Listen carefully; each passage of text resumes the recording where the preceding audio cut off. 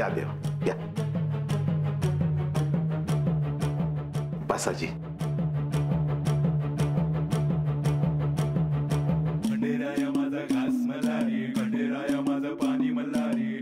देवा, तुम्ही मला म्हणलं नसता तर मी अगोदर जेवलीच नसते बघा. आणि त्याशिवाय मी अन्न ग्रहण केले नसते. ए बांग, तू ईशा आता नग, देवासनी भूक लागली अस. वय वय देवा, माझ्या हातनं माझ्या परीनं मला जमल तसं हे समज केलं आहे बघा. तेव्हा गोड मानून घ्याजी.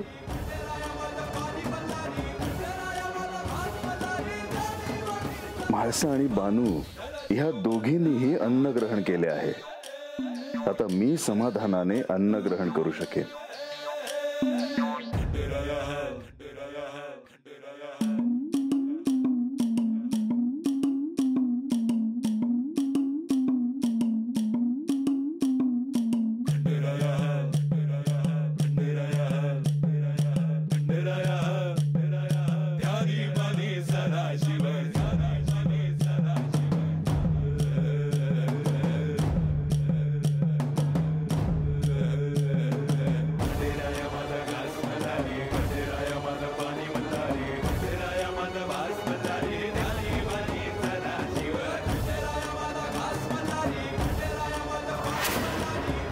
मी इथे गडावर एकटी आहे आणि गडाच्या पायथ्याशी तिचा वाडा उजळला आहे.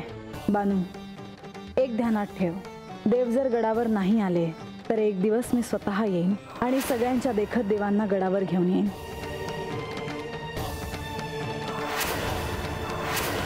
देवा, काय झालं? काही नाही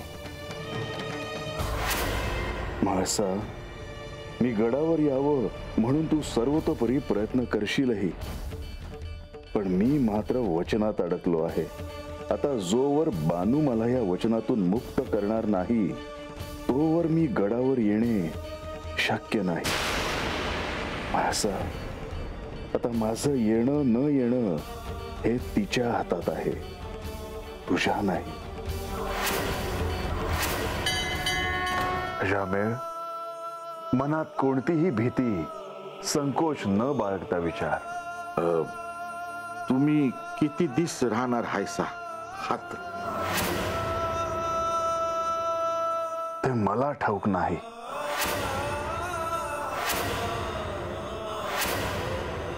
अजामेळ, कसला विचार करतोयस? माया बानूला तुमच्या संग कायमच कसं राहता येईल ह्यो विचार करत होतो म्या.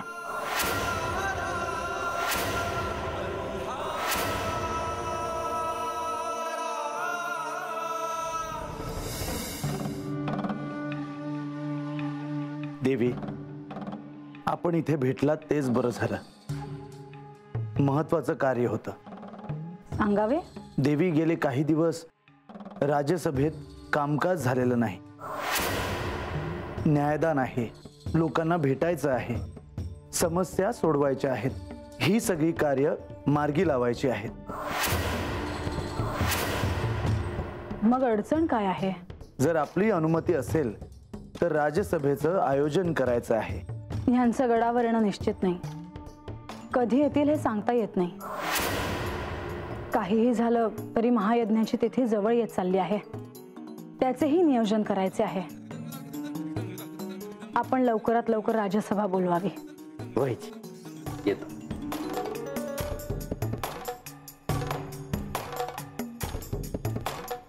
आतापर्यंत पंचक्रोशीत वार्ता पसरली असेल ना की देव म्हाळसाला सोडून बानूकडे राहायला गेले आहेत.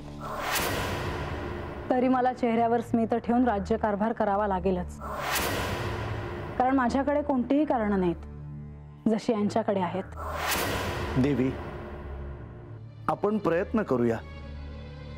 देव गडावर परत येतील. त्यांना यावंच लागेल. देवी, मला असं वाटतं की त्यांचं तिथे थांबण्यामागे काहीतरी गंभीर कारण असणार.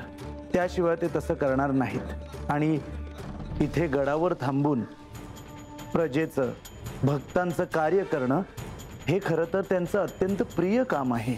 त्या कारणाचा शोध तर मी लावणारच आहे आणि बानूला देखील मी धडा शिकवणार आहे. तिला ठाऊक नाही ती काय करते आहे ते. त्याचे मूल्य तिला मोजावे लागेल.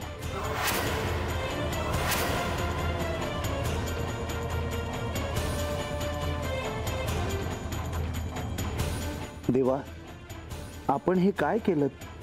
आपण वचनात का अडकलात आणि बाणाईकडे का राहिलात?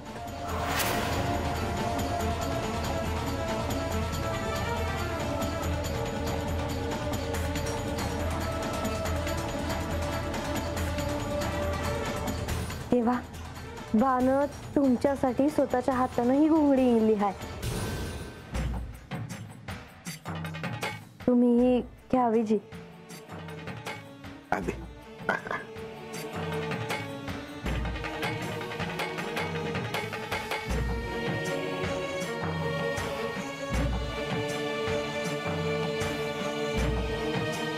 मला चंदनपुरीतील ते दिवस आठवले. मी अशाच घोंगडीवर झोपायचो. अशीच घोंगडी मी अंगावर देखील घ्यायचो. ते दिस कसंही सरणार देवा. होय, मला तर तुम्ही घेतलेलं रूप बी अजून आठवतंय.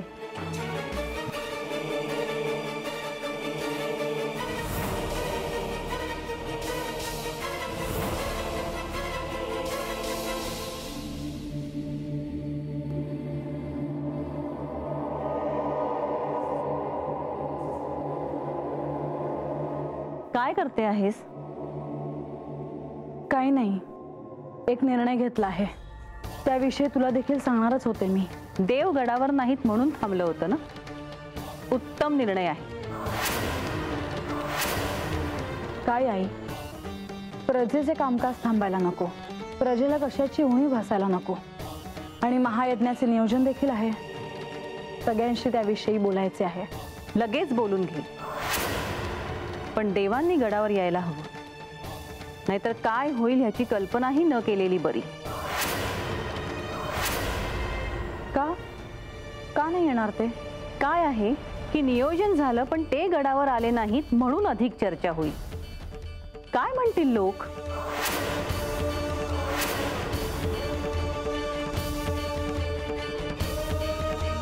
आताही बोलत असणारच. आई, मी सिंहासनावर बसले असले तरी मला असं वाटतं की लोक माझ्याकडे कोणत्या दृष्टीने पाहत असतील. सहानुभूतीने पाहत असतील की बानूची सवत म्हणून. तू त्याचा विचार करू नकोस.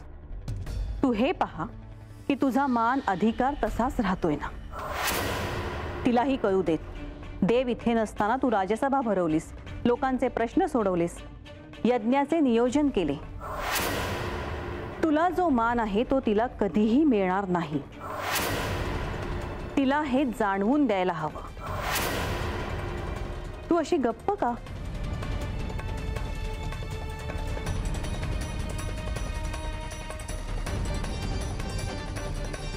म्हाळसा, तुझ्या डोळ्यात पाणी? हे शोभत नाही तुझ्या डोळ्यात. आई, यांनी माझ्याशी असं वागायला नको होतं. तिने यांना भुरळ पाडली आहे. किती दिवस ते तुझ्याकडेच येतील. काळजी करू नकोस.